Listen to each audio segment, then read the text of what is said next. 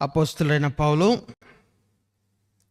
ఎఫెసీలకు రాసిన ఉత్తరము 5వ అధ్యాయము 10వ వచనము 11వ వచనము అందరం కలిసి చదువుకుందాం. అపోస్తులైన పరిశుద్ధ పౌలు ఎఫెసీలకు రాసిన ఉత్తరము 5వ అధ్యాయము 10వ వచనము 11వ వచనము. కనుక ప్రభువుకు ఏది ప్రీతికరమైనదో దాన్ని పరీక్షించుచు వెలుగు సంబంధుల వలె నడుచుకొనుడి. నిష్ఫలమైన అంధకార క్రియలలో పాలువారై ఉండక వాటిని ఖండించుడి. ప్రార్థన. ప్రేమగల మా ప్రియ పరమ తండ్రి, దయగల మా దేవా, నీకు స్తుతులు ప్రభువా. మరొక ఉదయకాల సమయము, పరిశుద్ధ దినము, విశ్రాంతి దినము తండ్రి, నీ పాద సన్నిధిలో నీ ఆలయంలో చేరి ఈ విధముగా పరలోకపు మన్నాను భుజించటానికి ఒక కుటుంబముగా మేము సంఘంలో చేరి ఉన్నాం. మీరు వడ్డించబోతున్న మన్నాను ప్రభువా, దీన్ని దీనదాసులను నీ చేతిలో పనిముట్టును ఒక పాత్రనైన నా ద్వారా మీరు సంఘానికి మీరు వడ్డించమని నీ పాదములు బట్టి వేడుకుంటూ ఉన్నాం. నాకు మా సంఘం అంతటికి కావాల్సినటువంటి నీ ఆత్మీయమైన ఆహారం చేత మమ్మల్ని తృప్తిపరిచి సంఘము నుంచి బయటకు పంపించి ఈ లోకములో స్వార్థికులముగా బ్రతికే రీతిగా లోక సంబంధుల వలె కాక వెలుగు సంబంధుల వలె బ్రతికి పాపము నుంచి విడుదల పొందే కృప మాకందరికీ దయచేయమని మా ప్రభు అయిన క్రీస్తు ద్వారా అడిగి వేడుకుంటున్నాము తండ్రి, ఆమేన్. క్రీస్తునందు ప్రియమైన దేవుని కుటుంబమా,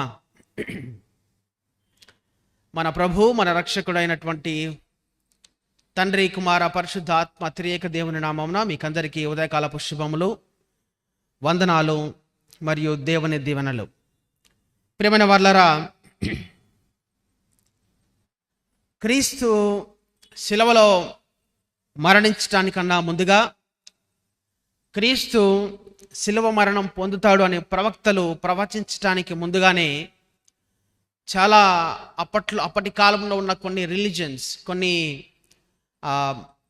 నమ్మకత్వమైన కొన్ని గ్రూపులు కొంతమంది ఉండేవారు. మెసపటోమియన్ అని పేరు వినే ఉంటారు. మెసపటోమియన్ రిలీజను, సమారిటన్ రిలీజను, ఇలా కొన్ని బాబిలోనియన్ రిలీజియను. వీటన్నిటిలో వారు ముందుగానే ఈ శిలువలో ఒకరు మరణించాలి, శిలువ మీద ఒకరు మరణించి ఆ రక్తపు ధారలు మనకు అవసరము, శిలువలో ఒకరు మరణిస్తేనే మన పాపము నుంచి మనకు విముక్తి, లేకపోతే మన పాపము నుంచి మనకు విడుదల లేదు అని చాలా కొన్ని రిలీజన్స్ ముందుగానే ప్రకటించాయి. వాటితో పాటుగా పరిశుద్ధ గ్రంథంలో పాత నిబంధనలు ఎన్నో మార్లు మనకు దేవుడు తన పరిశుద్ధాత్మని యొక్క నడిపింపు ద్వారా మోషే భక్తుని వాడుకొని ఆయన చేసినటువంటి 17 అద్భుతాలు, దేవుని కర్రతో 17 అద్భుతాలు చేస్తాడు. ఆ కర్రతో 17 అద్భుతాలలో ప్రతి అద్భుతంలోనూ క్రీస్తును పునరావృతం చేస్తాడు, క్రీస్తును గుర్తు చేస్తాడు, ఆయన బలియగాన్ని గుర్తు చేస్తాడు. కర్రను నది మీద కొట్టడం ద్వారా నది ఎర్రగా మారటం, రక్తధారలు, రక్తము ద్వారా విమోచన కలుగుతుందని సాదృశ్యంగా చూపిస్తాడు. తర్వాత అన్నిటికంటే ప్రాముఖ్యంగా దేవుడు, మనం అనుకుంటూ ఉంటాం ఈ 10 తెగుళ్ళు తీసుకొని రావటం ద్వారా ఊరికే ఐగుప్తు దేశంలో కొంతమంది మంచి వాళ్ళు కూడా బతికే ఉండొచ్చు. అందరూ చెడ్డవాళ్ళు అయితే ఉండరు కదా, మంచి వాళ్ళు కూడా ఉంటారు. అయితే ఆ మంచి వాళ్ళ కుటుంబాల్లో కూడా ఈ మరణదూతను పంపించి వారి ప్రథమ సంతానాన్ని అనవసరంగా దేవుడు చంపాడే, కఠిన హృదయుడు, పాషాణ హృదయం కలిగిన వాడని కొంతమంది కొద్ది దినాల క్రితం నాతో అడగటం జరిగింది. అడిగినటువంటి క్వశ్చన్కు సమాధానంగా నేను వాళ్ళకి ఆ రోజు చెప్పాను అనుకోండి. అయితే ఈరోజు మీకు కూడా నేను తెలియజేయాలని ఆశపడతా ఉన్నా. దేవుడు 10 తెగుళ్లను మనకు ఐగుప్తు దేశం మీదకి పంపించి ఐగుప్తు దేశంలో ఉన్నటువంటి వారి సంతానములో ప్రథమ సంతానం అనేటువంటి వారందరినీ చంపుతున్నాను, మీరు సిద్ధపడండి, నా ఉగ్రత మీ మీదకి రాబోతా ఉన్నది. మీరు పస్కా బలి పశువును ఆ రక్తాన్ని మీ గుమ్మాలకు మీరు పూసుకున్నప్పుడు ఏ గుమ్మం మీదైతే ఆ రక్తపు జాడలు ఉంటాయో, ఆ రక్తపు మరకలు ఉంటాయో, ఆ కుటుంబాన్ని నేను వదిలిపెట్టి వెళ్తాను, మిగతా వాళ్ళ కుటుంబాలు చనిపోతారు, పిల్లలు జాగ్రత్త సుమి అని దేవుడు వార్నింగ్ ఇచ్చిన తర్వాత యూదులు విన్నారు. కొంతమంది ఐగుప్తు దేశస్థులు కూడా వారు కూడా విన్నారంట. హిస్టారియన్స్ కొంతమంది రాస్తారు. వారు కూడా విని, ఓ నిజంగా ఈయన శక్తి కలిగినటువంటి దేవుడు ఉన్నట్లున్నాడు, లేకపోతే మోషే కర్ర ద్వారా ఫరో ఎదురుగా ఎన్ని గొప్ప అద్భుతాలు చేయలేడు కదా, ఇంత ధైర్యంగా ఫరోను ఎదిరించే శక్తి సాధారణమైన మనిషికి, ఒక సిటిజన్స్కు ఉండదు కదా, ఈయన ఎదిరిస్తున్నాడంటే భూమి మీద దేవుని రూపంలో ఉన్నటువంటి ఈ రాజు చక్రవర్తి మీదకే వెళ్తున్నాడంటే మేబీ దాంట్లో సత్యం ఉందేమో అని కొంతమంది అంగీకరించినట్లుగా కూడా చరిత్ర గ్రంథాలు చెబుతా ఉన్నాయి. అయితే ఆ రక్తపు జాడలు కలిగిన కుటుంబంలో ఉన్న ఎవరిని కూడా ఆ మరణదూత, సంహారకుడు తనతో పాటుగా తీసుకొని వెళ్లకుండా వారిని రక్షించాడు. మనం పరిశుద్ధ గ్రంథంలో చూసాం. చిన్నప్పుడు చప్పట్లు కొట్టాం, ఆనందించబ్బా చాలా బాగుంది స్టోరీ అనుకున్నాం. అయితే దేవుడు ఆ మరణదూత కన్నా ముందుగా ఈ 10 తెగుళ్లను వారి మీదకి పంపించినప్పుడు దేవుడు ఏం చేస్తా ఉన్నాడు? కేవలం వారికి భయాన్ని, వారి హృదయంలో భయానికి విత్తనాలు వేస్తా ఉన్నాడా? భయం కలిగించడానికి దేవుడు 10 తెగుళ్లను వారి కుటుంబాల మీదకి పంపించాడా? దేనికి పంపించాడు? 10 తెగుళ్లను పంపించడానికి గల కారణము కేవలము ఫరో హృదయంలో భయాన్ని తీసుకొని రాలే దేవుడు. వారు 10 తెగుళ్ళు, ఎస్పెషల్లీ పర్టికులర్గా 10 తెగుళ్ళు మాత్రమే, డెకాప్లేగ్స్ అంటారు వాటిని, 10 తెగుళ్ళు. ఆ డెకాప్లెక్స్ ఎందుకు తీసుకొని వచ్చాడు? ఈ ఫరోకు సింహాసనం మీద కూర్చున్నప్పుడు ఆ ఫరో చుట్టుపక్కలంతా కూడా 10 విగ్రహాలు ఉంటాయి. 10 విగ్రహాలు ఉంటాయి. ఆ 10 విగ్రహాల్లో నైలు నదికి సంబంధించిన ఒక విగ్రహం, వారి పంట పొలాలకు సంబంధించినటువంటి ఒక విగ్రహం, వారి సంతాన అభివృద్ధికి సంబంధించినటువంటి ఒక విగ్రహం, వారి సంపదకు సంబంధించినటువంటి ఒక విగ్రహం, ఇలా 10 రకాల దేవుళ్ళు తన సింహాసనము చుట్టూ ఆయన పెట్టుకొని, ఈ దేవుళ్ళు నన్ను సంరక్షిస్తూ ఉన్నారు, ఈ దేవుళ్ళ కుమారుని నేనే కాబట్టి నేను బలంగా ఉన్నాను, నేను ఈ దేశం మీదకి లేదా ఈ భూమి మీద అందరిలోనికి మొదటి సిటిజన్ ఫ్రమ్ గాడ్ అబౌవ్, ఈ దేవుళ్ళందరికి సంతానముగా ఉన్నటువంటి నేనే ఫస్ట్ సిటిజన్ అని గర్వంతో ఉన్నాడు ఈ ఫరో గారు. అదే సైమల్టేనియస్లీ ఐగుప్తు దేశస్తులు కూడా అదే ఆలోచన వారి హృదయాల్లో ఉంది. మా నైలు నది దేవత మమ్మల్ని సస్యశ్యామలం చేసి మా జీవితాల్లో ఫలాలు ఇస్తుంది, మా నైలు నది దేవత. ఈ కప్పదేవుడు మా జీవితాల్లో గొప్ప అద్భుతాలు చేస్తూ ఉన్నాడు, ఈ మకరము, ఈ ముసలి దేవుడు మా జీవితాల్లో అద్భుతాలు చేస్తూ ఉన్నాడు అని ప్రతిదానికి ఒక్కొక్క ఇమేజ్ని పెట్టుకొని వారు పూజిస్తూ ఉన్నారు. అయితే దేవుడు ఏం చేస్తూ ఉన్నాడు? Those images are only carved by the human beings. మనుషుల చేతుల ద్వారా చెక్కబడినటువంటి విగ్రహాలు మాత్రమే. ఆ విగ్రహాలలో జీవము లేదు. అవి కనులుండి మాట్లాడవు, కనులుండి చూడవంట, నోరుండి మాట్లాడవంట, చేతులుండి తాకవంట. ఏమి అన్ని మనిషికి ఉండవలసినటువంటి అన్ని రూపంలో కలిగి ఉన్నా కూడా అవి మన ప్రార్థనకు జవాబు ఇవ్వలేని స్థితిలో ఉన్నాయి. వాళ్ళు కాదు దేవులు, నిజమైన దేవుడు ఎవరో నేను చూపిస్తా అని మన మోషే భక్తుని ద్వారా ఈ ఫరో జీవితంలోనూ ఆ ఐగుప్తు జనాల మధ్య వారికి ఉన్నటువంటి అజంప్షన్స్, వీళ్ళే దేవులు, వీళ్ళే నిజమైనటువంటి వారు, వీరే మమ్మల్ని కాపాడుతున్నటువంటి వారు అనేటువంటి ఆ ఫాల్స్ అజంప్షన్స్ వాళ్ళ హృదయాల్లో ఉన్నాయి. కాబట్టి ఆ అజంప్షన్స్ను తుడిచివేయటానికి, పగలగొట్టడానికి there is no other God than me, నన్ను మించినటువంటి దేవుడు నేను తప్ప మీకు వేరొక దేవుడు లేడు.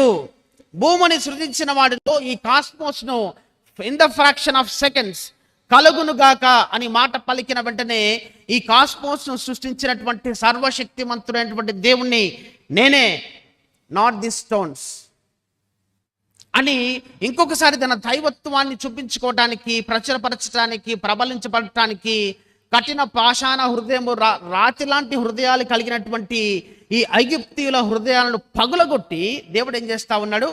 He's showing himself, manifesting himself as the benevolent God. నేనే సర్వశక్తిమంతుడైనటువంటి దేవుణ్ణి అని వారి ఎదురుగా తనంతకు తాను చూపించుకుంటూ ఉన్నాడు.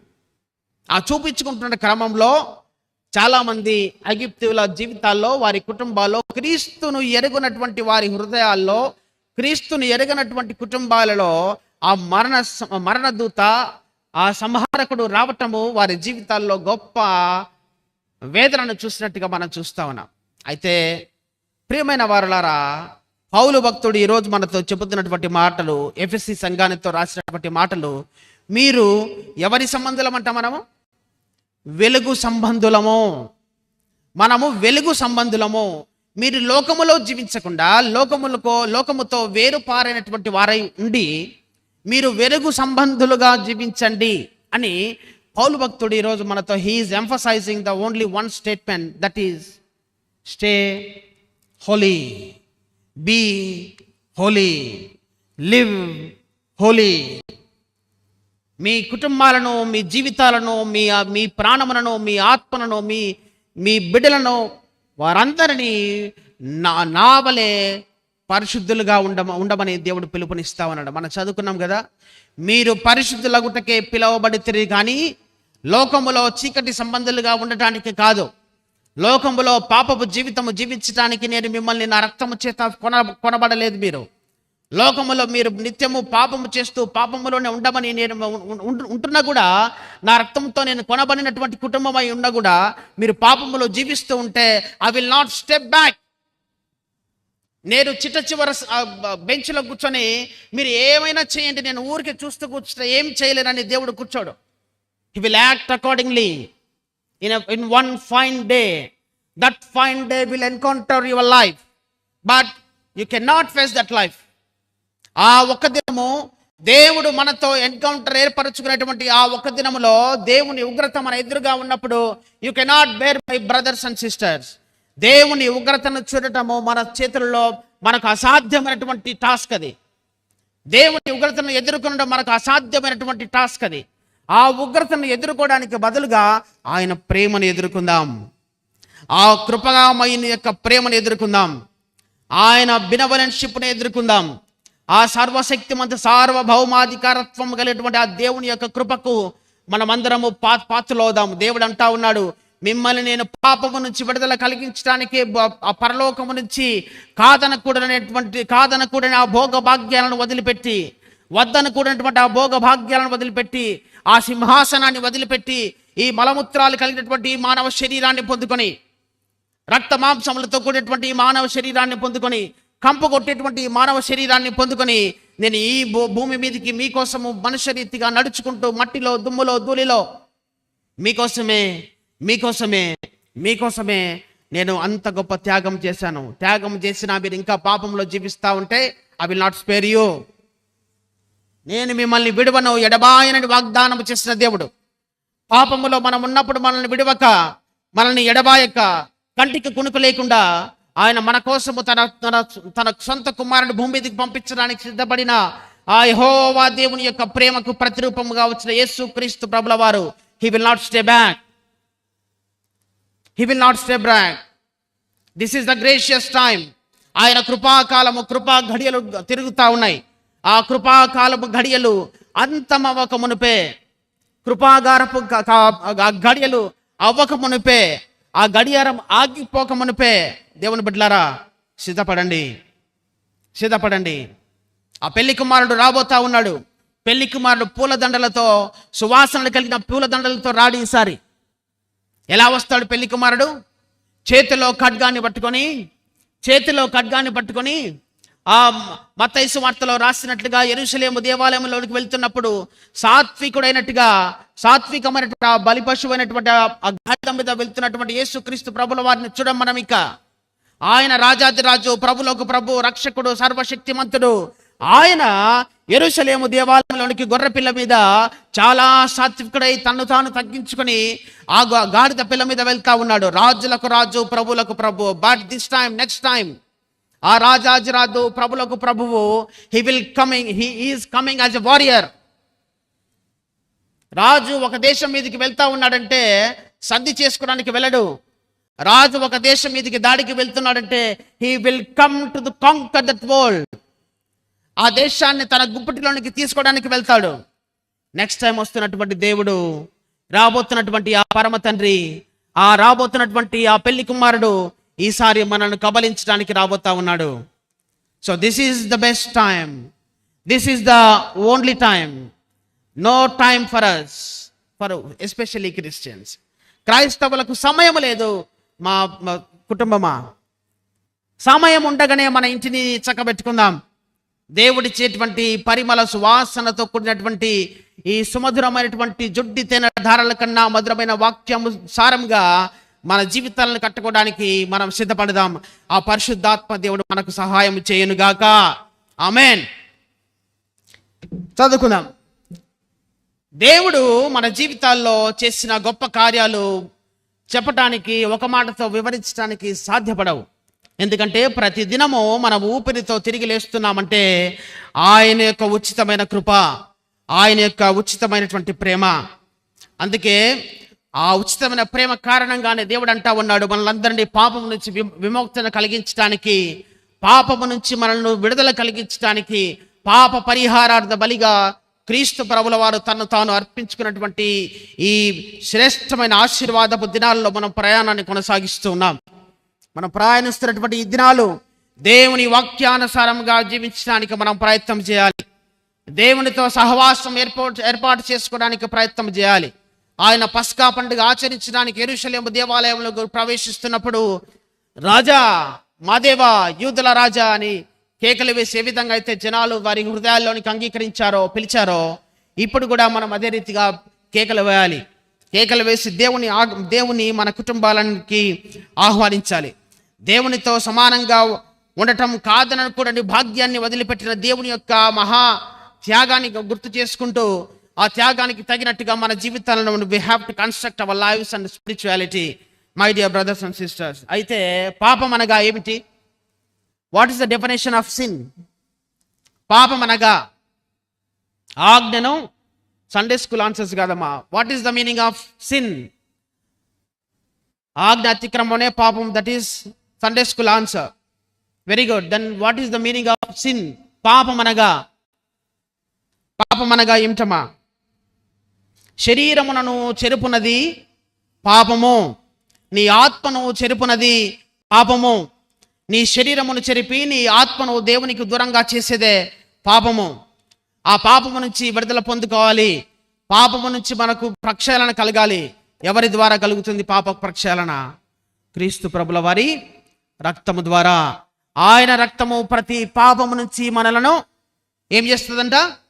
విమోచన, విడుదల, సంపూర్ణమైనటువంటి స్వాతంత్రాన్ని ఆ యేసు క్రీస్తు ప్రభుల వారి రక్తము మన జీవితాల్లో ఇస్తా ఉంది. అయితే ఎన్ని రకాల పాపాలు ఉన్నాయి పరిశుద్ధ గ్రంథంలో? ఎన్ని రకాల పాపాలు ఉన్నాయి? మొదటి యోహాను పత్రిక 5వ అధ్యాయము 15వ వచనము 16వ వచనము మనం చదివితే అక్కడ ఒక మాట యోహాను భక్తుడు మాట్లాడుతూ ఉన్నాడు. మొదటి యోహాను పత్రిక 5వ అధ్యాయము 15వ వచనము 16వ వచనం. మనమేమి అడిగినను ఆయన మనవి ఆలకించుని, మనం ఎరిగిన ఎడల మనం ఆయనను వేడుకున్నవి మనకు కలిగినవి మనం ఎరుగుదము.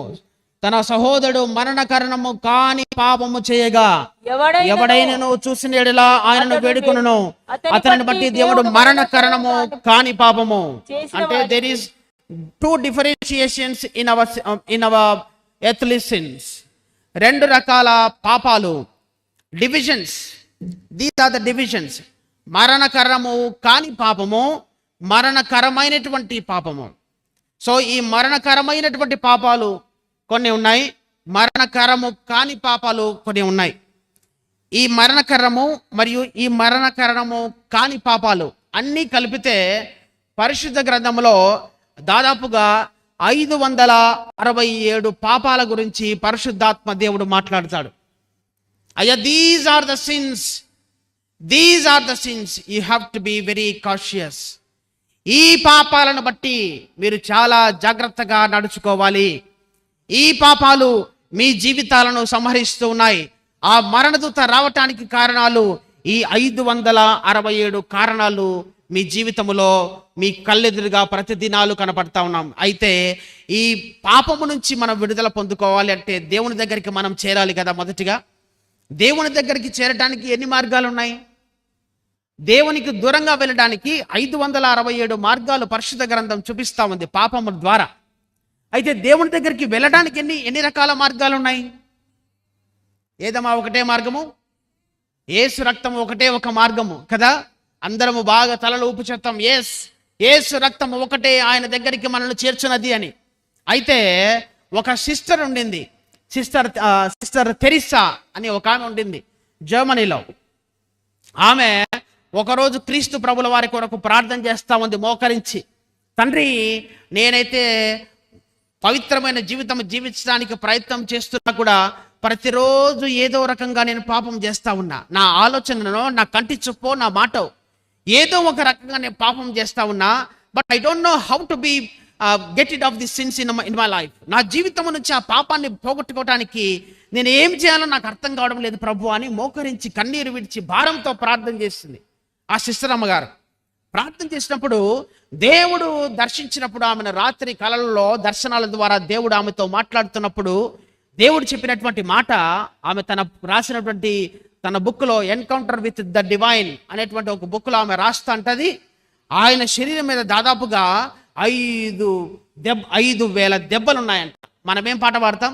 5 గాయమునొందినావా కదా.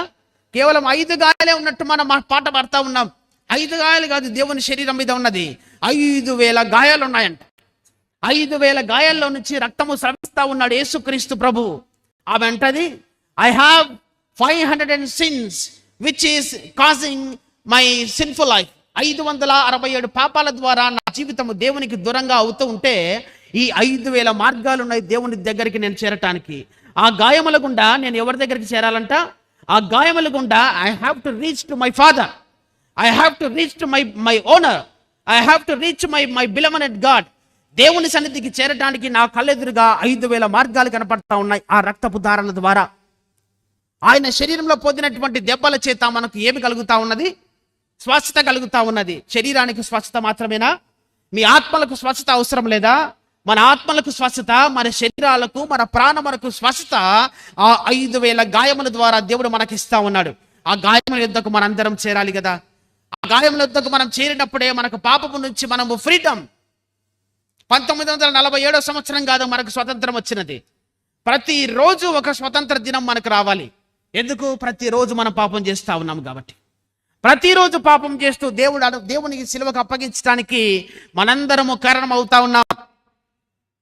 ప్రతిరోజు ఆయన సిలువకు అప్పగిస్తా ఉన్నాము. ఒక రోజుతో కాదు, ఒక పండగతో పోయే పంచాయతీ కాదు ఇది. ప్రతిరోజు మనము పాపము చేస్తూ ప్రతిరోజు సిలువకు దేవుని మనం అప్పగిస్తున్నామంట. అయితే ఆ మాట తలుచుకున్నప్పుడల్లా మన హృదయం ఎలా అయిపోవాలా? చివుక్కుమనాలి. నా వలన ప్రతిరోజు 5,000 దెబ్బలు తింటా ఉన్నాడు క్రీస్తు. నా వలన ప్రతిరోజు 5,000 దెబ్బలు తింటూ శరీరం దున్నపడతా ఉందా అనేటువంటి ఆ గొప్ప పాప పరిహారం కోసము మనం ఈరోజు ప్రయాసపడాలి. పాపము నుంచి విడుదల కొరకు మనం దేవుని దగ్గరికి పరిగెత్తాలి. ఇదే మంచి తరుణం, ఇదే మంచి అవకాశం, ఇదే మనకున్నటువంటి శ్రేష్టమైనటువంటి సమయం. ఈ సమయం కోసం మనం ఎన్నో రోజులు ఎదురు చూస్తూ ఉన్నాడు. అందుకే ఒక భక్తుడు అంటాడు, Bible is not a simple text, it is a well garnished dining table. Whoever comes to my table I will feed him. పరిశుద్ధ గ్రంథము కేవలము అక్షరాలతో నింపబడినటువంటి పుస్తకము కాదు. 31,101 మాటలు కలిగినటువంటి పరిశుద్ధ గ్రంథము, దేవుని నోటి నుంచి జాలువారినటువంటి అమృత తుల్యమైనటువంటి 31,101 వచనాలు రాసినటువంటి పరిశుద్ధ గ్రంథాన్ని భక్తుడు అంటా ఉన్నాడు, this is not a simple text, it is a well garnished dining table. దేవుడు తన అత్యంత అద్భుతమైన రుచికరమైనటువంటి ఆహార పదార్థాల చేత గార్నిష్ చేయబడినటువంటి డైనింగ్ టేబుల్. ఎవరైతే ఆ డైనింగ్ టేబుల్ దగ్గరికి వస్తారో, ఎవరైతే ఆ డైనింగ్ టేబుల్ దగ్గరికి వచ్చి ప్రభువా నీ ఆహారం నాకు కావాలని చేతులు జోడించి భిక్షమెత్తుతారో వారందరికీ దేవుడు ఏం చేస్తాడంట? కడుపారా ఆహారాన్ని పెట్టేటువంటి దేవుడు మన సర్వశక్తిమంతుడైనటువంటి దేవుడు. నీ ఆత్మలను పోషించేవాడు మన ప్రభు అయినటువంటి యేసుక్రీస్తు. నీ ఆత్మకు కావలసినటువంటి ఆత్మీయమైనటువంటి ఆహారాన్ని నీ ఆత్మారా నీ అంచుల మట్టుకు నింపేటువంటి వాడు మన ప్రభు అయినటువంటి యేసుక్రీస్తు. మరి డైనింగ్ టేబుల్ దగ్గరికి మీరు రారా? డైనింగ్ టేబుల్ దగ్గరికి మీ సిద్ధపాటు ఎలా ఉంది? అక్కడికి వచ్చినప్పుడు మీ సిద్ధపాటు ఎలా ఉండాలా? మీ సిద్ధపాటు ఎప్పుడు మొదలు కావాలా? నిన్న రాత్రి నుంచి సిద్ధపాటు కావాలా. అక్కడికి వచ్చిన తర్వాత రొట్టె తీసుకొని ప్రార్థన చేస్తూ ఉంటారు, వెనకాల ఎవ్వరు లేరు అనుకొని. వెనకాల 100 మంది నిలబడి ఉంటారు. ఎక్కడికి రావాలా? మన సిద్ధపాటు ఎక్కడ మొదలు కావాలి? కూర్చున్న చోట నుంచి పాడుతున్న పాటలు మొదలు పెట్టినప్పటి నుంచి, ఆ ప్రారాధన మొదలైనప్పటి నుంచి నీ సిద్ధపాటు ఆరంభించుకొని నీ హృదయాన్ని నీ కన్నీటితో కడుక్కుంటూ దేవుని దగ్గరికి రావాలి. ప్రభువా, నీ శరీర రక్తంలో చేతులు వేయబోతున్న దుర్మార్గుని నేను, నా పాపాన్ని కడిగివేయి. నీ శరీర రక్తాన్ని తినడానికి నేను అర్హుణ్ణి కాదు. నా శరీరము, నా ఆత్మ, నా కంటి చూపు సమస్తము పాపముతో నిండిపోయింది. నన్ను క్షమించు, నీ రక్తాన్ని నీ శరీరం చేత నన్ను ప్రక్షాళన చేయి అని కూర్చున్న చోటు నుంచి నువ్వు ఎప్పుడైతే ఆరాధన చేసుకుని నువ్వు అక్కడికి వస్తావో, ఆ అమృతతుల్యమైన ఆహారము నీ శరీరంలో, నీ ఆత్మలో గొప్ప కార్యాలు, నువ్వు కని విని ఎరగనటువంటి గొప్ప కార్యాలు చేయటానికి అది శక్తివంతమైనది. ఆ సిద్ధపాటు కొరకే దేవుడు ఈరోజు అడుగుతా ఉన్నాడు. ఆ సిద్ధపాటు కలిగి ఉండాలని దేవుడు ఈరోజు మనందరినీ పిలుస్తా ఉన్నాడు. ఆ పాపం నుంచి విడుదల పొందుకోవడానికి దేవుడు ఈరోజు మనందరినీ పిలుస్తా ఉన్నాడు. ఆయన యుద్ధకు వస్తే ఆయన ఇచ్చేటువంటి ఆహారము అద్భుతమైనటువంటి ఆహారము. ఆయన ఇచ్చేటువంటి ఆహారము మనకు స్వస్థతనిచ్చేటువంటి ఆహారము. ఆయన దెబ్బల ద్వారానే మనకు స్వస్థత. అయితే ఆ పాపము నుంచి మనం విడుదల పొందుకోవాలి అంటే దేవుని సహాయం మనకు అవసరం. అయితే దేవుని సహాయాలు సున్నితంగా ఉండవు. ఎలా ఉంటాయన్న సహాయాలు? చాలా కఠినంగా, మన హృదయాలకు నచ్చనివిగా ఉంటాయి ఆయన సహాయాలు. అయితే ఇన్ ద ఎండ్, చివరిలో, చివరి సమయాల్లో ఆయన సహాయం ఉన్నటువంటి ఫలాలు మనం అనుభవిస్తాం. అయితే ఆయన మనల్ని ఏ విధంగా సిద్ధపరుస్తాడో కొద్ది మాటలు ఈరోజు మనము చర్చించుకుందాం. కొద్ది మాటలు మనం తెలుసుకుందాం. పరిశుద్ధాత్మ దేవుడు ఈరోజు మనకు తెలియజేయబోతా ఉన్నాడు. ఆ తెలియజేయబోతున్నటువంటి ఆ సత్యాలను కేవలము ఇక్కడ విని ఇక్కడ వదిలిపెట్టకుండా, ఇక్కడ విని లోపల దాచుకొని వాటి ప్రకారంగా జీవించడానికి మనం ప్రయత్నం చేద్దాం. దేవుడు ఈరోజు కొన్ని సత్యాలు మనకు తెలియజేయబోతా ఉన్నాడు. మొదటిది, పాపము నుండి విడుదలకై సిద్ధపరచడానికి ముందుగా ఆయన చేసేటువంటి పని, మనను లోకము నుంచి వేరుపరుస్తాడు. ఎక్కడి నుంచి? లోకము నుంచి మనల్ని వేరుపరుస్తాడు. ఎందుకు వేరుపరుస్తాడు? మనం చదువుకున్నటువంటి ఉత్తర భాగంలో దేవుడు ఏమంటా ఉన్నాడు? మీరు వెలుగు సంబంధులై ఉన్నారు, పరిశుద్ధుల గొట్టకే నేను మిమ్మల్ని పిలిచితిని గాని అపరిశుభ్రముగా ఉండటానికి కాదు. మీరు పరిశుద్ధుల గొట్టయే నా లక్ష్యము. మనము పరిశుద్ధుల గొట్టయే దేవుని చిత్తము. దేవుని చిత్తము కాబట్టే తన కుమారుణ్ణి భూమి మీదకి పంపించాడు. మనలను లోకము నుంచి ఏం చేస్తాడంటమా? వేరుపరిచేటువంటి దేవుడు. ఎందుకు వేరుపరుస్తాడు?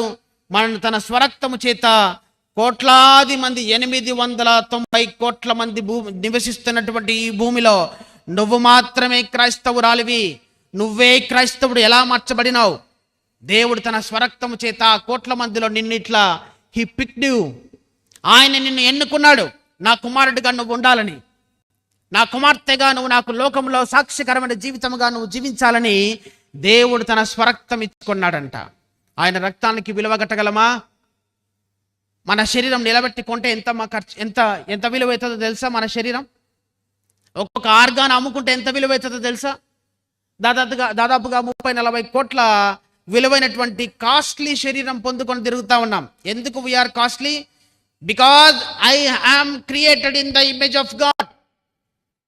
నన్ను కొనగలిగినటువంటి శక్తి ప్రపంచంలో ఎవరికి లేదు. ఎందుకంటే I am the image of God. నేను దేవుని సారూప్యాన్ని పొందుకొని జీవిస్తున్నటువంటి వాడను. Not only by physical things. కేవలము నా శరీరం మాత్రమే కాదు, నా ఆత్మ కూడా దేవుని సారూప్యంలో జీవిస్తుంది. కాబట్టి I am very costly person. చాలా విలువైనటువంటి వాడను. నన్ను కొన్నటువంటి ఆ తండ్రి అయినటువంటి దేవుని యొక్క రక్తపు విలువ ఎంత మరి? ఆయన రక్తానికి మనము విలువ కట్టగలమా?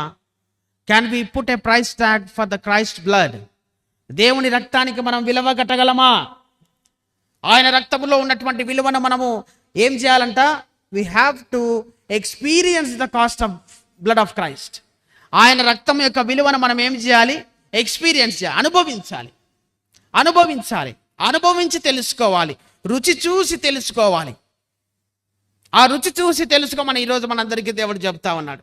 లోకము నుంచి మనలను వేరుపరిచి తన సొంత బిడ్డలుగా చేయటానికి దేవుడు ఆ ప్రయత్నంలో చాలా కఠినమైన పరిస్థితులు వచ్చినా కూడా డోంట్ వరీ, ఆనందించండి. ఈరోజు కాకపోతే రేపు he will give us a good life.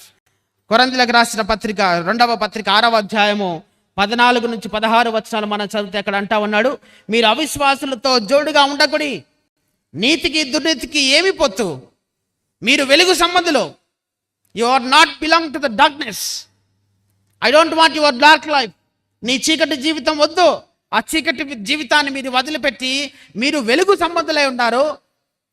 మీరు మరి చీకటి జీవిస్తున్నటువంటి మనుషుల మధ్య మీరెందుకు కూర్చుంటున్నారు? You are not the citizens of dark life. మీరు వెలుగు సంబంధులు, నాకు సంబంధించినటువంటి వ్యక్తులు. కాబట్టి మీరు చీకటి సంబంధమైన వ్యక్తులతో మీరు కూర్చోటానికి, సహవాసం చేయటానికి నేను ఒప్పుకోనంటా ఉన్నాడు దేవుడు. వారితో మీకు సాంగత్యమేలా? ఎందుకు మీకు ఆ సాంగత్యము? అవసరం లేదు మీకు ఆ సాంగత్యము.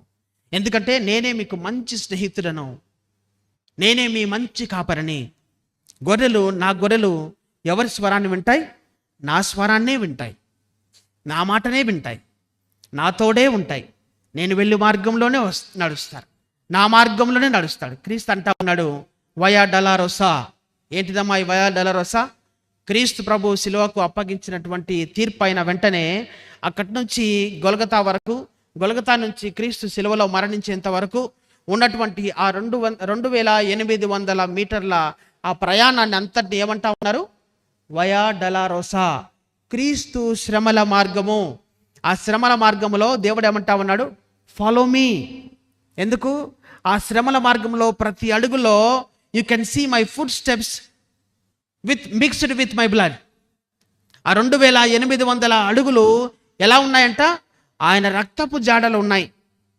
ఆ రక్తపు జాడలో ఫాలో మీ, నాతో పాటుగా ఆ రక్తపు జాడలో నాతో పాటుగా మీరు నడవండి. నడిస్తే ఏమిస్తాడంట మనకు? శిలువ మీద తను మరణించినప్పుడు తను కార్చినటువంటి రక్తము చేత మనలందరినీ ఏం చేస్తాడు? తడిచి ముద్ద చేసి, ఉదక స్నానము చేసి, ధవల వస్త్రాల చేత, కిరీటాల చేత మనలందరినీ అభిషేకించే దేవుడు మన ప్రభు అయినటువంటి యేసుక్రీస్తు. మీకు దుర్నీతికినటువంటి ఆ అపవాది సాంగత్యం చేస్తున్నటువంటి వారితో మీకేలా? I have separated you. నేను మిమ్మల్ని లోకములో నుంచి నేను వేరుపరిచిన. లోకంలో మీరు ఈ రోజు నుంచి మీరు జీవించడానికి వీలేదు. నేను ఒప్పుకోను అంటున్నాడు దేవుడు. ఎందుకు? మనమందరం ఆయన సొత్తు. ఆయన స్వరక్తం ఇచ్చి కొన్నటువంటి ఆయన ఆస్తి మనము. ఆయన ఆస్తిని if there is any trespassing he will not spare anybody. ఆయన ఆస్తిలోనికి ఎవడైనా వస్తే, దురాక్రమముగా వస్తే ఆయన ఒప్పుకోడు అంటా ఉన్నాడు మనతో. అందుకే మీరు అంధకార జీవితం జీవిస్తున్న వారితో మీకు సాంగత్యమేలా? మిమ్మల్ని నేను వేరుపరిచిన. అబ్రహాముతో దేవుడు అంటా ఉన్నాడు, నువ్వు అక్కడి నుంచి వదిలిపెట్టి బయటికి వెళ్ళిపో, అక్కడ నువ్వు ఉండొద్దు, నువ్వు అక్కడ ఉండాల్సిన అవసరం లేదని అబ్రహామును వారి బంధువులందరి జీవితంలో నుంచి వేరుపరిచినాడు. వేరుపరిచిన వెంటనే ఏం జరిగిందమ్మా? అద్భుతాలు చూసినాడు అబ్రహాం. తన జీవితంలో ఎనలేని గొప్ప మేలులు చూసినాడు అబ్రహాం. ఎఫెసీయులకు రాసిన పత్రిక 5వ అధ్యాయము 10-11లో కూడా సేమ్ అదే. మీరు వెలుగు సంబంధాల వలె నడుచుకోనండి, లోకముతో నేను మిమ్మల్ని అందరినీ వేరుపరిచి నేను ఉంచాను. గిలాదు కాపురస్తుడు. ఎవరైనా గిలాదు కాపురస్తుడు? గిలాదు కాపురస్తుడు తిష్బీడైన ఏలియా. తిష్బీడైన ఈ ఏలియా ప్రవక్త గొప్ప ప్రవక్త. ఎన్ని అద్భుతాలు చేశాడమ్మా ఆయన? ఏమన్నా ఐడియా ఉందా? ఏనమ్మా? తిష్బీడైన ఏలియా ఎన్ని అద్భుతాలు చేశాడు? 16 అద్భుతాలు చేసినాడు. 16 అద్భుతాలు చేసి, దేవుని నామమున 16 అద్భుతాలు చేసి, ప్రపంచంలో ఏ మానవుడు చేయనటువంటి గొప్ప అద్భుతాలు చేసి అందరినీ అవాక్కు అయినటువంటిగా చేసినాడు ఈయన ఏలియా గారు. ఇన్ని అద్భుతాలు చేసినటువంటి ఏలియా, అంత గొప్ప ప్రవక్త అని పిలువబడుతున్నటువంటి ఏలియా, ఎత్తబడినటువంటి ఈ ఏలియా గారు ఒకానొక సమయంలో ఏం చేస్తా ఉన్నాడు? లోకములో నుంచి వేరుపడినాడు. ఎందుకు వేరుపడినాడు అమ్మా? యెజబేలు. తెలుసా యెజబేలు ఎవరో? మంచి స్త్రీ కదా, చాలా మంచి స్త్రీ, ఉన్నతమైన స్త్రీ, ఉత్తమమైన స్త్రీ కదా ఈమె. యెజబేలు దుర్మార్గురాలు. యెజబేలు ఆమె పేర్లో ఉంది యెజబేలు, బయలు దేవతలను పూజిస్తున్నటువంటి ఈ స్త్రీ ఏం చేస్తూ ఉంది? యెహోవా భక్తులు ఎవరు కనపన్నా అందరినీ చంపేయటం, వారి కుటుంబాలను నాశనం చేయటం, ఇలాంటివన్నీ చేస్తూ ఉంటే ప్రవక్త అయిన ఏలియాని కూడా చంపడానికి వస్తుందని తెలిసి ఏం చేస్తూ ఉన్నాడు? ఈయన పారిపోయినాడంట. ఎక్కడికి పారిపోయినాడమ్మా? యెజబేలు భయంతో బెయేర్షెబాకు పారిపోయి ఒక బదరీ వృక్షం కింద కూర్చొని వాపోతా ఉన్నాడు, ఏడ్చుకుంటూ కూర్చున్నాడు. దేవుడు అంటా ఉన్నాడు, అరే వై ఆర్ యూ క్రైంగ్? ఎందుకు ఏడుస్తూ ఉన్నావు? ప్రవక్త గారు ఎందుకు ఏడుస్తూ ఉన్నావు? తండ్రి, ఆ స్త్రీ అక్కడ చంపుతాదని భయపడి నేను పారిపోయి వచ్చిన. ఏం భయపడకు, నేను నిన్ను అక్కడి నుంచి నిన్ను వేరుపరిచిన, అక్కడి నుంచి తీసుకొని రావడానికి కారణం నేనే. Don't worry, I will feed you అని 2 దినాలు ఆయనకు కావాల్సినటువంటి ఆహారము, శ్రేష్టమైనటువంటి ఆహారాన్ని పెట్టి 40 దినాల ప్రయాణానికి దేవుడు ఆయనను సిద్ధపరిచినాడు.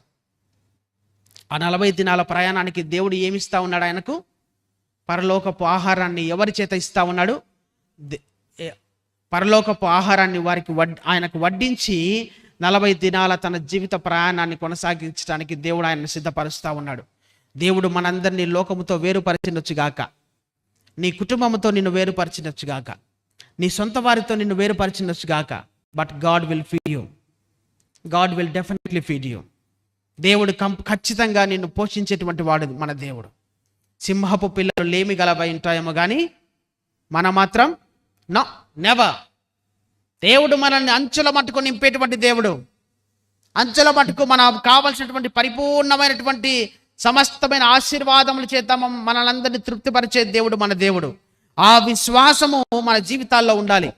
నిన్న లెంటి దినాల్లో గృహదర్శనాలకు ఒక అద్భుతమైన ఆలోచన దేవుడు కలిగించాడు.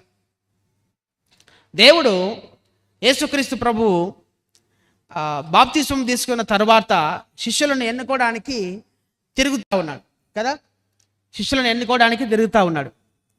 ఎన్నుకోవడానికి తిరుగుతున్నప్పుడు ఎవరు కనపడ్డాడు? మొదటగా చేపలు పడుతున్నది ఎవరమ్మా? చేపలు పడుతూ పేతురు, సీమోను పేతురు, వాళ్ళకి సహోదరులు అందరూ కనపన్నారు కదా. కనపడినప్పుడు దేవుడు ఏమంటా ఉన్నాడు? చేపలు పట్టింది చాలు బాబు, చేపలు పట్టింది మీరు ఆపేసేయండి. మీరు చేపలు పట్టే జాలరులుగా కాదు, ఏం చేస్తాడంట? మనుషులను పట్టు జాలరులుగా చేస్తా.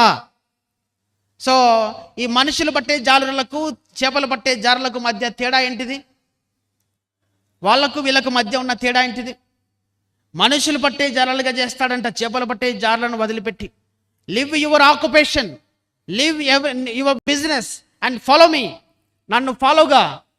నువ్వు చేయవలసిన పని అది కాదు, నువ్వు చేపలు పట్టే పని కాదు నువ్వు చేయాల్సింది, మనుషులను పట్టే జాలరులుగా నేను చేస్తా అంటున్నాడు దేవుడు. So what is the difference between a fisherman and a fishers of men? ఆ తేడా ఏంటిది? జాలరులు ఏం చేస్తా ఉన్నారు? వలలు వేసి సముద్రంలో బ్రతికి ఉన్న చేపలను బయటకు తీసుకొని వచ్చి చంపేస్తా ఉన్నారు. అయితే దేవుడు ఏమంటా ఉన్నాడు?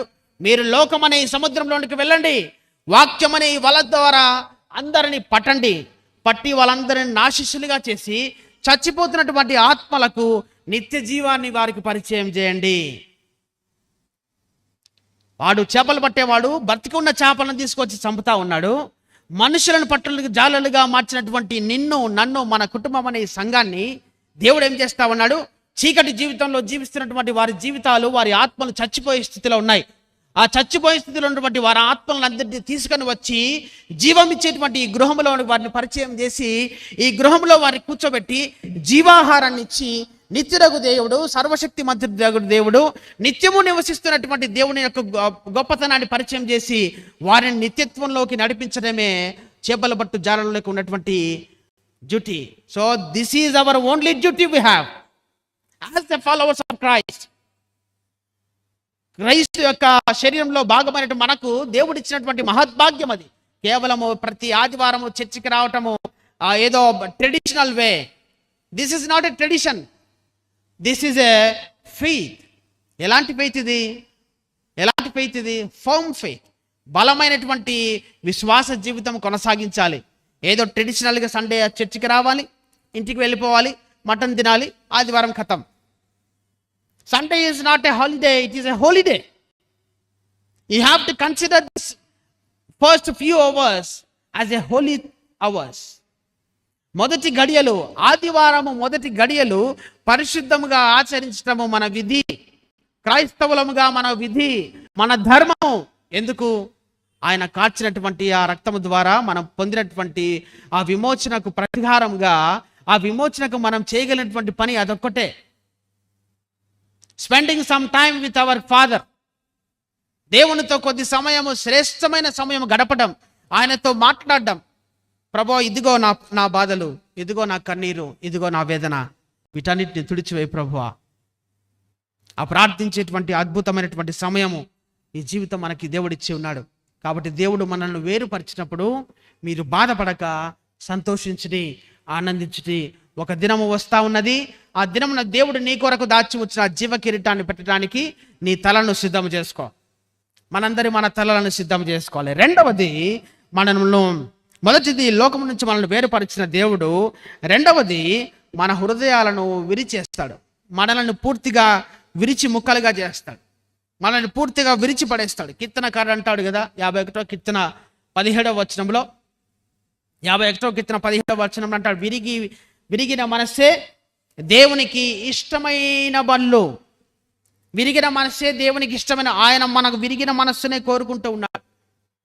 ఉల్లాసంతో, ఉత్సాహంతో గెంతులు వేసే హృదయం అవసరం లేదు ఆయనకు. రోగం ఉన్నవానికే డాక్టర్ అవసరం, మిగతా ఆరోగ్యవంతునికి అవసరం లేదు డాక్టర్. ఆ పరమ వైద్యుడు వచ్చినది ఎవరి కోసము?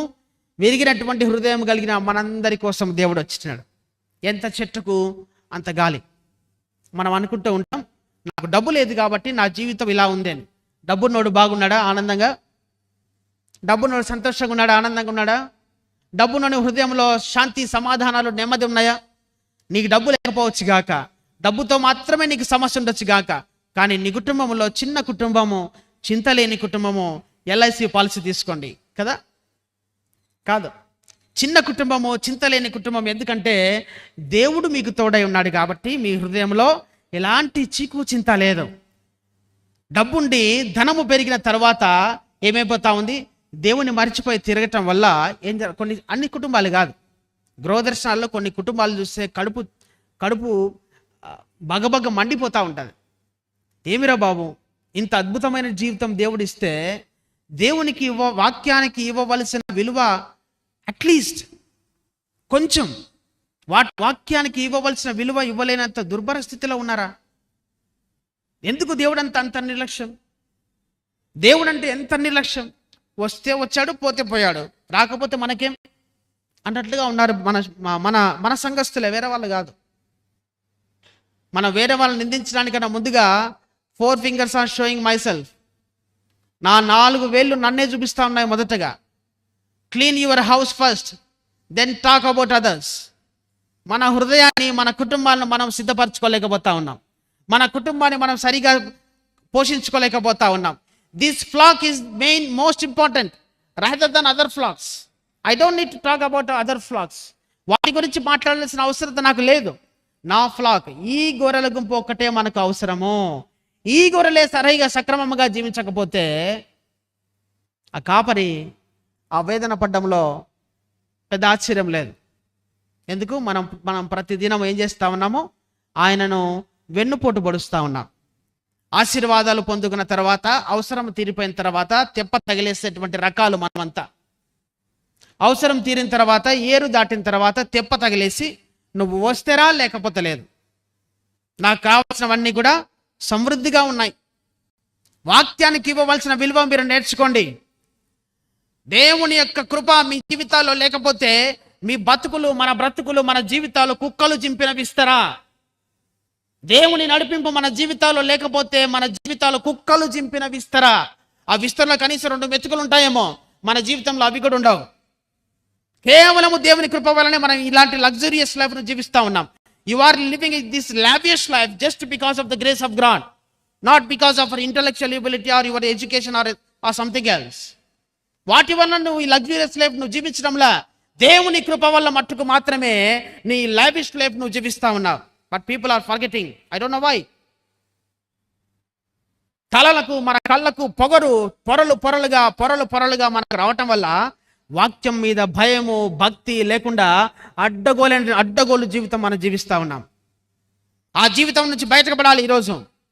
ఈ రోజు నుంచి ఆ జీవితం బయటపడడానికి మీరు ప్రయత్నం చేయాలి. మొదటి అడుగులు ఆరంభించడం స్టార్ట్ చేస్తే దేవుడు మనందరికీ సహాయం చేయాలి. మనల్ని మొదటిగా విరిచిపడేస్తాడు. ఆరంభించిన తదుపరి ఏం చేస్తాడు? ఆయన విరిచిపడేస్తాడు. విరిగిన నలిగిన మనసే దేవునికి ఇష్టమైన బలులు అంట. యాకోబు భక్తుడు అంటా ఉన్నాడు, యాకోబు భక్తుడు విరిగిపోవటానికి ముందుకు ఒక ప్రార్థన చేస్తాడు. ఆయన ఆదికాండం 28వ అధ్యాయంలో యాకోబు భక్తుడు ఒక ప్రార్థన చేస్తాడు. ప్రభువా, నువ్వు నాకు తినడానికి తిండి, కట్టుకోవడానికి గుడ్డ, ఉండడానికి స్థలము, నాకు కావాల్సిన ప్రొటెక్షను ఇవన్నీ ఇస్తే యెహోవా నాకు దేవుడై ఉండును.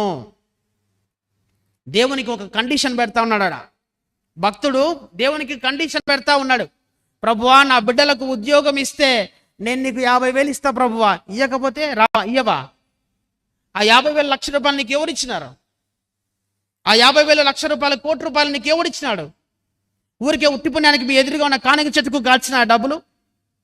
నువ్వు కష్టపడినా, ఎంత కష్టపడినా, నీకన్నా ఎంతో మంది బయట చాలా కష్టపడతా ఉన్నారు, కానీ వారికి డబ్బు రావడంలా. నీకు ఫ్రీగా వస్తుంది. ఎలా వస్తుంది? దేవుని కృప వల్ల. నా బిడ్డలకు ఉద్యోగం ఇస్తే నీకు 50,000 ఇస్తా ప్రభువా. So you are trying to bribe God. దేవునికి లంచం ఇవ్వడానికి ప్రయత్నం చేస్తా ఉన్నారా? This is not the way. దేవునికి ఇవ్వాలనుకున్నప్పుడు irrespective of your blessings, just give it to God. దేవునికి ఇవ్వాలని నీ హృదయంలో నిజంగా మనస్ఫూర్తిగా ఉంటే నువ్వు ఆశీర్వాదాలు పొందుకున్నా, నీ కుటుంబం మేలులు అనుభవించకపోయినా, నీ బిడ్డలకు ఉద్యోగాలు వచ్చినా రాకపోయినా, నీకు ఆరోగ్యం ఉన్నా లేకపోయినా, మరణపు పడక మీద ఉన్నా కూడా దేవునికి నువ్వు ఇవ్వాలనుకున్నప్పుడు you have to give. Because ఎందుకు? ఆయనే నీకు ఇచ్చింది. కలిగి ఉన్నది ఏది కూడా ఆయన లేకుండా మీ జీవితాల్లో, మన జీవితాల్లో మనం కలిగి ఉండలేదు. ఆయన కృప వల్ల మాత్రమే మనం సమస్తం కలిగి ఉన్నాం. మన హృదయాలను దేవుడు విరిచిపరేస్తాడు మాటల ద్వారా. ఎంత కఠినమైన మాటలో! సుత్తి దెబ్బలు పడకపోతే రాయి శిల్పంగా మారుతుందా? మారదు. ఆయనే మన పరమ ఉలి. ఆయన చెక్కుతాడు. వాక్యం అనే ఉలి ద్వారా మన హృదయాన్ని ముక్కలుగా కొట్టిపడేస్తాడు. మన హృదయానికి కావలసినటువంటి ఫ్యాటీ లివర్ కాదు, ఇప్పుడు ఫ్యాటీ హార్ట్స్, ఫ్యాటీ మైండ్స్. ఆ ఫ్యాటీ లివర్, ఫ్యాటీ మైండ్స్ అంతటినీ కూడా వాక్యం అనే ఉలి ద్వారా దేవుడు కొట్టిపడేస్తాడు. విరిగి నలిగిన హృదయము దేవునికి కావాలి. గర్వంతో కూడినటువంటి నీ హృదయం దేవునికి అవసరం లేదు. గర్వంతో జీవిస్తున్నటువంటి నీ జీవితము దేవునికి అవసరం లేదు. అయితే ఈ భక్తుడు ఎలా ప్రార్థన చేస్తా ఉన్నాడు? అవి ఇస్తే ప్రభువా నువ్వు నాకు దేవునిగా ఉంటావు, లేకపోతే లేదు అని ఆయన అంటా ఉన్నాడు. తర్వాత ఆయన జీవితంలో భయానకమైన పరిస్థితులు వచ్చిన తర్వాత విరిగి నలిగిపోయి తండ్రికి దూరం అయిపోయినాడు, తన సహోదరునికి దూరం అయిపోయినాడు, తండ్రి ఇంటికి దూరం అయిపోయిన తర్వాత బెర్షెబా నుంచి వస్తున్న సందర్భంలో దేవునితో ఎన్కౌంటర్ జరిగింది ఆయనకు కదా. ఎన్కౌంటర్ జరిగి ఆ బెర్షెబా నుంచి హరానికి వెళ్తున్న సమయంలో ఎన్కౌంటర్ జరిగితే ఆ కలలు కానీ మెట్లు కనబడతాయి ఆయనకు కదా. పరలోకానికి భూమికి మెట్లు కనపడి దేవదేవతలు ఎక్కుతూ దిగుతూ అదంతా బాగుంటుంది అక్కడ. ఆ స్థలానికి ఆయన ఏమని పేరు పెడతాడమ్మా? బేతేలు.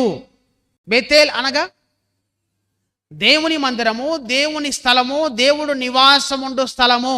బేత్ ఏల్, దేవుని నివాస గృహము. బేత్ ఏల్, దిస్ ఈజ్ అవర్ బేత్ ఏల్, దేవుని నివాస గృహము. సో దేవుని నివాస గృహంలో ఆయన ప్రార్థనలో అడుగుపెట్టినాడు. ఇది బాగా గమనించండి. విరిగి నలిగిన హృదయం కలిగినటువంటి ఈ భక్తుడు దేవుని నివాస గృహములో విరిగి నలిగిన హృదయంతో ప్రవేశించాడు. ప్రవేశించిన తర్వాత 32వ అధ్యాయం వచ్చేసరికి అక్కడ ఏం జరుగుతూ ఉంది?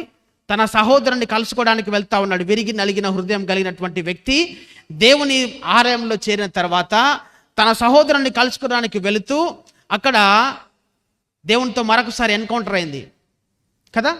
ఆయనతో ఏమైనా ప్రార్థన చేస్తాడు? ఆయన కాళ్ళు పట్టుకొని రాత్రిపూట ఆయనతో పెనుగులాడుతూ పోరాడుతూ ప్రార్థనలో మునిగి తేలుతూ ఏమంటా ఉన్నాడు?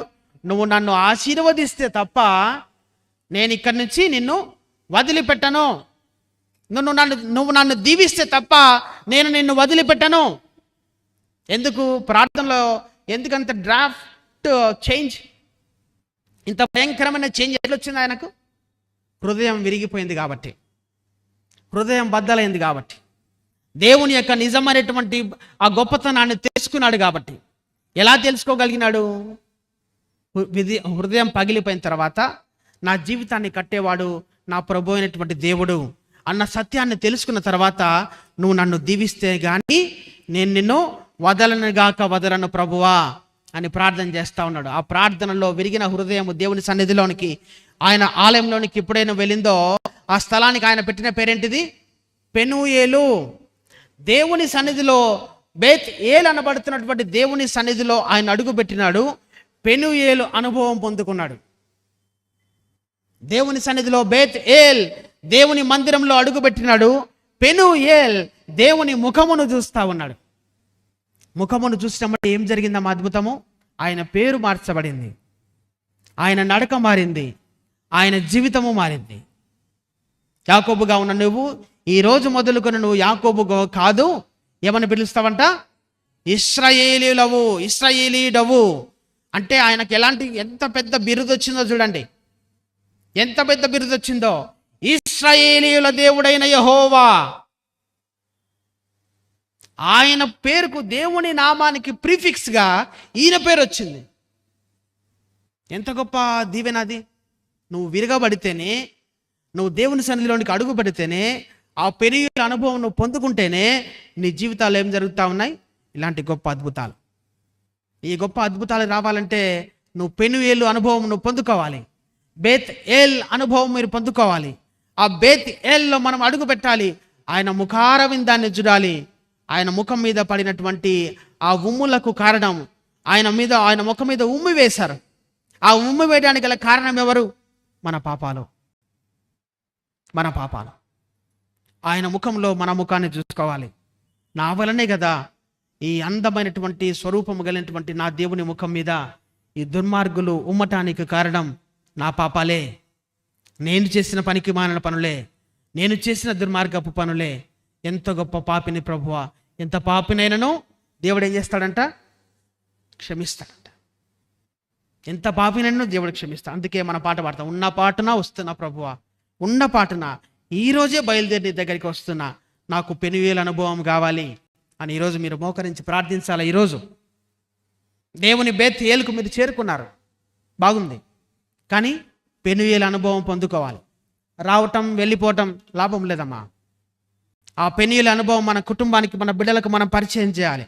దేవుని ముఖము చూడండి, దేవుని ముఖము చూడండి, దేవుని ముఖాన్ని మీరు చూడండి. ఆయన ముఖములో ఉన్న సౌందర్యాన్ని చూడండి, ఆయన కళ్ళలో ఉన్నటువంటి ఆ కరుణను చూడండి. ఆ కరుణకు సాదృశ్యమే శిలువ మీద మరణించటం. ఆ ప్రేమకు సాదృశ్యమే శిలువ మీద మన కోసము తన ప్రాణాన్ని ఇవ్వటం. ఆ సత్యాన్ని మన పిల్లలకి ఈరోజు మనం పరిచయం చేయాలి. విరిగిన హృదయాలను ఆయన ఎప్పుడు కూడా నిర్లక్ష్యము చేయడు. విరిగిన హృదయాలను కట్టే దేవుడు మన దేవుడు. విరిగిన హృదయాలను దేవుడు పూర్తిగా జతపరిచేటువంటి దేవుడు మన దేవుడు. విరిగిన కుటుంబాలను తిరిగి దగ్గరికి తీసుకొని వచ్చేవాడు మన దేవుడు. ఎప్పుడు పెనుయేలు అనుభవం పొందుకున్నప్పుడు. ఇది రెండవది. అయితే మూడవది, ఆయన మనలను పరీక్షిస్తాడు. He will test. మనల్ని పరీక్షిస్తాడు. ఆయన బాగా పరీక్షిస్తాడు. బయటికి వెళ్ళాలంటే ఎన్నో రకాలుగా దాని మీద ఎక్స్పెరిమెంట్స్ జరుగుతాయి. అట్లాగే దేవుడు లోకంలోనికి మనల్ని పంపించడానికి ముందుగా ఆయన మనలను పరీక్షిస్తాడు. మన ఆత్మీయమైన స్థితి ఎలా ఉంది, మన ఆత్మలు ఎంతవరకు బలపడినాయి అని దేవుడు మనందరినీ పరీక్షిస్తాడు. ఆదికాండం మనం చూస్తాం 22వ అధ్యాయంలో ఈ అబ్రహాము గారి యొక్క ఇన్సిడెంట్ మనం గమనిస్తే 22వ అధ్యాయంలో మనం చదివినట్లయితే మొట్టమొదటి వచనాల్లో ఒక అద్భుతమైన మాట దేవుడు రాస్తాడు. ఆదికాండము 22వ అధ్యాయము నేనే చదువుతాను. ఆదికాండము 22వ అధ్యాయం మొదటి వచనం చదివితే, ఆ సంగతులు జరిగిన తరువాత దేవుడు అబ్రహామును పరీక్షించెను. ఆయన తన ఫెయిత్, ఆయన విశ్వాసం ఎంతవరకు ఉన్నదో ఆయన పరిశోధించెను. ఎట్లనగా నీ జీవితాల్లో ఉద్యోగం ఇవ్వకుండా ఉండడం ద్వారా, నువ్వు ఎంత అడిగినా నీ కుటుంబంలో ఆశీర్వాదం ఇవ్వకుండా ఉండడం ద్వారా అబ్రహామును ఎట్లా పరిశోధిస్తా ఉన్నాడు? తన కుమారుణ్ణి బలి ఇవ్వమని అడగటం ద్వారా, తన కుమారుని మోరియా పర్వతం మీద బలి ఇవ్వమని అడగటం ద్వారా. మోరియా అనే మాటకు అర్థమైందమ్మా? ఏమన్నా తెలుసమ్మా మోరియా అనే మాటకు అర్థం? మోరియా అనే మాట ల్యాండ్ ఆఫ్ టీచింగ్, బోధించేటువంటి స్థలము. పరీక్ష ద్వారా, పరీక్షలు ఎక్కడ జరుగుతాయి మనకు? ఇంట్లో పరీక్షలు రాస్తారా మీ పిల్లలు? ఎక్కడ రాస్తారమ్మా పరీక్షలు? స్కూల్లో రాస్తారు, లేదా ఎగ్జామ్స్ సెంటర్లో రాస్తారు. చదివేది ఎక్కడ చదువుతారు పిల్లలు? స్కూల్లో చదువుతారు. మోరియా అనే మాటకు అర్థం ఏంటిది? ల్యాండ్ ఆఫ్ టీచింగ్, నేర్పించు స్థలము, బోధించు స్థలము, మీకు వివరించు స్థలము, మీ జీవితాలను మార్చు స్థలము. అబ్రహాముకి ఇక్కడ దేవుడు ఏం చేస్తా ఉన్నాడు? He is teaching by testing. ఆయన విశ్వాసములో ఎంతవరకు నిలవగలడో అక్కడ ఆయన తనను పరీక్షించడం ద్వారా తన చదువుకున్నటువంటి ఆ విశ్వాస చదువులో ఎన్ని మార్కులు సంపాదించుకోగలడో దేవుడు అబ్రహామును పరిశోధిస్తూ ఉన్నాడు, పరీక్షిస్తూ ఉన్నాడు. ఎంతవరకు నా కుమారుడు నిలబడతాడో తన విశ్వాసంలో అని. మరి మన జీవితాల్లో దేవుడు పరీక్షించడా? పరీక్షిస్తాడు ఖచ్చితంగా. పరీక్షించిన ప్రతిసారి మనం అబ్రహాములాగా మన విశ్వాసాన్ని పెంచుకోవడంలా మన విశ్వాసం తరిగిపోతా ఉంది. చిచ్చి నా దేవుడు ఇంత దొంగడు అనుకోలే, నేను ఇంత కఠినంగా శిక్షిస్తాడు అనుకోలే, మొన్నటిదాకా బాగుండే, ఎంత బాగా విశ్వాసంలో బలపడాలంటే ఆ బలపడాలని ప్రయత్నం ప్రతిసారి నేను శోధనలకు గురవుతా ఉన్నా. యేసుక్రీస్తు ప్రభువే శోధనలకు గురైనాడు. Who are you to give complaints? మనమందరం ఎవరము? క్రీస్తు ప్రభువే లోకంలోనికి సువార్తను ప్రకటించడానికి ఆరంభించిన తన మొట్టమొదటి దినాలలో దేవుడు బాప్తిస్మం పొందుకున్న వెంటనే ఏం చేశాడమ్మా దేవుడు ఆయనను? ఆయన నువ్వు బాగా బాప్తిస్మం తీసుకున్నావు, టేక్ దిస్ హార్స్, మంచి గుర్రం తీసుకుని వెళ్ళి సువార్త ప్రకటించిపోని దేవుడు పంపించినాడా? ఏం చేస్తా ఉన్నాడు దేవుడు? పరీక్షించినాడు. He was tested by the Lucifer. అపవాది దేవుణ్ణి పరీక్షిస్తా ఉన్నాడు. నీ ఆకలితా ఉంది కదా, ఈ రాళ్ళను రొట్టెలుగా చేసుకుని తిను, ఈ పైనుంచి దుంకు, నీ దేవుడు నిన్ను కాపాడతాడు. ఈ లోకమంతటిని చూడు, నా దగ్గర మోకాలు ఇదంతా నీకు అప్పగిస్తా. ఎవడ్రా నువ్వు ఇవ్వడానికి? ఆ సృష్టిని అంతని సృష్టించిన వాడు అక్కడ నిలబడినటువంటి ఆ కుమారుడు అనేటువంటి క్రీస్తు ప్రభుల వారు. ఆయనకి ఈయన ఆఫర్ ఇస్తా ఉన్నాడు. ఆయనకి ఈయన ఆఫర్ ఇస్తా ఉన్నాడు. ఆయన పరీక్షిస్తా ఉన్నాడు. సో మన జీవితాల్లో పరీక్షలు రావటం సహజం. ఆ పరీక్షలు మనమందరము వాటన్నిటిని ఎదుర్కోవాలి, ధైర్యంగా నిలబడాలి. నిలబడినప్పుడే మన జీవితంలో గొప్ప అద్భుతాలు చూస్తాం. అబ్రహాము దాదాపుగా 48 వాగ్దానాలు పొందుకున్నాడు. 47 వాగ్దానాలు ఆల్రెడీ ఫుల్ఫిల్ అయిపోయినాయి. ఒక్క వాగ్దానం మాత్రమే మిగిలింది. అది అబ్రహాం సంతానం పొందుకుంటారు రాబోతున్న దినాల్లో. మరి మన జీవితాల్లో ఎన్ని వాగ్దానాలు పొందుకున్నాం? నాకు 42 సంవత్సరాలు. ఈ 42 సంవత్సరాల్లో ప్రతి జనవరి 1వ తారీఖున నేను ఒక వాగ్దానం తీసుకుంటా. అయితే ఈ 42 వాగ్దానాలు నా జీవితంలో నెరవేరినాయా? మరి నేను పరీక్షించుకుంటున్నానా నెరవేరినాయా లేదో? దేవుణ్ణి అడుగుతా ఉన్నానా? ఆ వాగ్దానం ఇచ్చిన వాడెవడు? నాకు నా తండ్రి అయిన దేవుడు నాకు వాగ్దానం ఇస్తే ఆ వాగ్దానం నువ్వు ఎప్పుడు నాకు నెరవేర్చదని యాకోబు ఇందాక మనం ప్రార్థించినాడే, నువ్వు నా వాగ్దానము నెరవేర్చేంత వరకు నేను నిన్ను విడవను, ఎడబాయను ప్రభువా, నా వాగ్దానం నువ్వు నెరవేర్చి తీరవలసినదే అని బద్దలు కొట్టి దేవుని దగ్గర ఎప్పుడైనా అంత బలంగా ప్రార్థన చేసినామా? మన జీవితంలో ఒక్కసారైనా అనుభవం మనకుందా? దేవుని దగ్గర రోధించి ప్రార్థించేటువంటి అనుభవం మనకు ఉందా? అబ్రహాముకు ఆ అనుభవం ఉంది కాబట్టే అంత గొప్ప పరీక్ష వచ్చినప్పటికీ కూడా 100కి 100 మార్కులు కాదు, 200 మార్కులు పొందుకున్నాడు ఆయన. అబ్రహామా, నీ కుమారుని వధించాల్సిన అవసరం లేదు, ఆపేసేయి. నీ కుమారునికి బదులుగా నా కుమారుడు ఆడల్లి ముళ్ళ కంపల్లో ముళ్ళ కిరీటంతో రెడీగా ఉన్నాడు. Sacrifice him instead of your own son. దేవుని యొక్క గొప్ప ప్రేమ అగాపే. ఆయన ప్రేమను మనం అనుభవించాలి. ఆయన ప్రేమను మనం రుచి చూడాలి. నువ్వు ఒక్కటే రుచి చూడడం కాదు, ఇతరులకు మనము పరిచయం చేయాలి. దేవుడు మన మీద వచ్చినటువంటి బాధ్యత. ఆయన పరీక్షిస్తాడు. ఆయన మన జీవితాలు మనల్ని లోకం నుంచి మనల్ని వేరుపరుస్తాడు. లోకం నుంచి మనల్ని అందరినీ వేరుపరిచిన తర్వాత మన హృదయాలను విరిచిపడేస్తాడు. 3వది మనల్ని పరీక్షిస్తాడు. 4వది he will restore our lives. మళ్ళీ తిరిగి కడతా. పాడైనటువంటి నీ గోడలను నేను మరలా కట్టెదను. దేవుడి వాగ్దానం, యోబు భక్తునికి దేవుడు చేసిన వాగ్దానం, మరలా కట్టెదను. యోబు భక్తునితో కాదు, దేవుడు చేసిన వాగ్దానం యోబు భక్తుని ద్వారా నెరవేర్చినాడు. నేను నీ పాడైపోయిన నీ గోడలను నేను మళ్ళీ తిరిగి బలంగా కడతానని యోబు భక్తుని ద్వారా దేవుడు వాగ్దానం చేసినాడు. ఎలా వాగ్దానం చేశాడు? ఒక్క క్షణముననే తన జీవితంలో సర్వస్వాన్ని కోల్పోయినాడు యోబు. పిల్లలను కోల్పోయినాడు, ఆస్తిపాస్తులు పోయినాయి, పరువు ప్రతిష్టలు పోయినాయి, ఫ్రెండ్స్ని కోల్పోయినాడు, లోకంలో మర్యాద లేకుండా అయిపోయింది, తన హృదయం విరిగిపోయింది, లోకము నుంచి వేరుపరచబడినాడు. నీ శరీరం కుష్ఠరోగం మాదిరి ఉంది, బయటికి వెళ్ళిపో, ఇంక్లూడింగ్ హిస్ ఓన్ వైఫ్. నువ్వు దేవుణ్ణి ఒక్కసారి నువ్వు దూషించి చచ్చిపో అంటా ఉంది.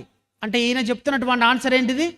మూర్ఖురాలు మాట్లాడినట్టు మాట్లాడుతున్నావు. యెహోవా ఇచ్చెను, యెహోవా తీసుకొనెను, ఆయన నామమునకే మహిమ కలుగును గాక అని యోబు భక్తుడు చెప్తా ఉన్నాడు. అంత గొప్ప విశ్వాస పరీక్షలో నెగ్గిన తర్వాత యోబు భక్తుని దేవుడు ఏం చేసినాడు? రెండంతలుగా ఆశీర్వదించినాడు.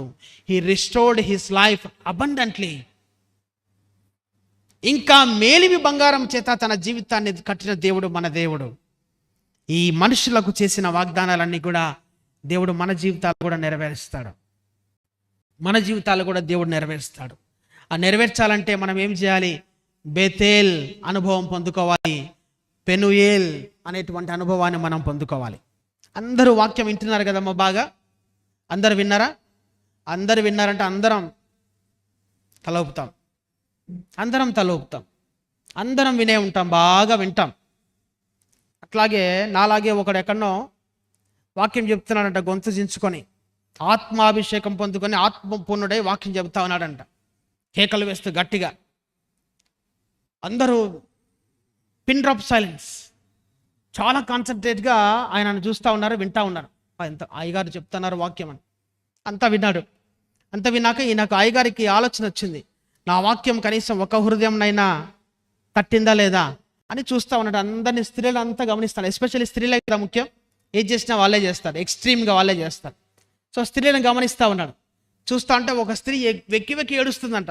అబ్బా దొరికిందిరా, ఒక్కటి చాలు, ఇంతమందిలో ఒక్క హృదయం తాకినా నేను రేపు చచ్చిపోయిన తర్వాత దేవుని సన్నిధిలో నిలబడి ఏం చేసినావురా అని వాడంటే, ప్రభువా అదిగో ఒక హృదయాన్ని నేను సంపాదించిన నీకోసం నేను సాక్ష్యం చెప్పుకోవచ్చు, ఏం భయం లేదని అయ్యగారు సంతోషపడినాడు. అంగా ఏడుస్తుంది, ఆ వాక్యం అయిపోయింది, కమ్యూనన్ అయిపోయింది, అంత అయిపోయింది, ఆమెనన్నాము, అందరూ ఇంటికి వెళ్ళిపోండి, సెలవు అన్నాము, అయినా వెక్కి వెక్కి ఏడుస్తాడు. ఎంత బాగా పనిచేసిందబ్బా ఈమె హృదయంలో నా వాక్యం అనుకుని అందరు పోయిన తర్వాత ఆమె దగ్గరికి వెళ్ళి, వందనాలు అమ్మగారంటే, వందనాలు అయ్యా అని ఏడ్చుకుంటూ ఆమె వందనాలు పెట్టిందంట. వందనాలమ్మా, ఏమ్మా ఇంత ఏడుస్తున్నావు, వెక్కి వెక్కి ఏడుస్తా ఉన్నావు, నీ హృదయంలో వాక్యం అంతగా పనిచేసిందా అంటే, ఏం వాక్యమో ఏమో పోయా అనేదాన్ని. ఏమమ్మా అంత మాట అంటివి? ఏం లేదయ్యా, నేను చూస్తుంటే నాకు తప్పిపోయిన మా గొర్రె గుర్తొచ్చింది, ఆ గొర్రెకు కూడా సేమ్ నీ లెక్కనే గడ్డం ఉంటుందయ్యా, ఆ గడ్డం చూసినప్పుడల్లా నా గొర్రెనే గుర్తొస్తా ఉంది, నిన్ను చూసినప్పుడల్లా అది గుర్తొచ్చి వెక్కి వెక్కి ఏడుస్తున్నా అంతే అని. ఓరని పాసుగులా, ఇదే అమ్మా నీ హృదయంలో ఉన్న వేదన, వాక్యము నిన్ను తట్టిందేమో, వాక్యము నిన్ను కుచ్చుకుందేమో, వాక్యం ద్వారా నువ్వు పట్టవన్నావేమో అని ఆనందపడుతుంది కదమ్మా అనుకుని ఆమెకు స్తోత్రం చెప్పి పంపించినాడంట. మనం కూడా అట్లే ఉన్నాం, మన జీవితాలు కూడా అంతే. విన్నంత మటుకు ఇట్ విల్ సూత్ యువర్ హార్ట్స్, నీ హృదయాన్ని చాలా నెమ్మదిపరుస్తుంది, మృదువుగా చేస్తుంది. బయటకు వెళ్ళిన వెంటనే ఐస్ ఎట్టయితే కరిగిపోతుందో ఆ విన్నటువంటి వాక్యము గేటు దాటక ముందే కరిగిపోతా ఉంది. అట్లా ఉంటే ఆ సిలువకు విలువ లేదు, ఆ సిలువ మరణానికి విలువ లేదు. నీ జీవితాన్ని మార్చుకోకపోతే, మన కంటి చూపును మార్చుకోకపోతే, మన సెన్సెస్ను మార్చుకోకపోతే, మన జీవితంలో దేవుడు చేసినటువంటి బలియాగానికి విలువ లేదు. నా ప్రియమైన సహోదరులారా, మీకందరికీ క్రీస్తు నామమున చెబుతున్నటువంటి ఈ మాటలు, క్రీస్తు నామమున ఖండించేటువంటి ఈ వాడిగలిగిన ఖడ్గం అనేటువంటి ఈ వాక్యం ద్వారా మీ హృదయాల్లో చొచ్చుకొని పోయిందని నమ్ముతున్నా. చొచ్చుకొని పోయిన ఈ వాక్యాన్ని ఊరికే ఏదో don't take it as granted, చాలా ఈజీగా తీసుకోవద్దండి, సులువుగా తీసుకోవద్దండి. వీటి జాగ్రత్తగా ఆలోచిద్దాం, వాక్యంలో అటువంటి మాధుర్యాన్ని అనుభవిద్దాం. వాక్యం ద్వారా దేవుడు మన కోసం దాచి ఉంచిన మేలు పొందుకుందాం. పాపము నుంచి మనము విడుదల పొందుకోవాలంటే దేవుడు పెట్టేటువంటి పరీక్షలన్నిటిలో గుండా మనము ప్రయాణించవలసినదే.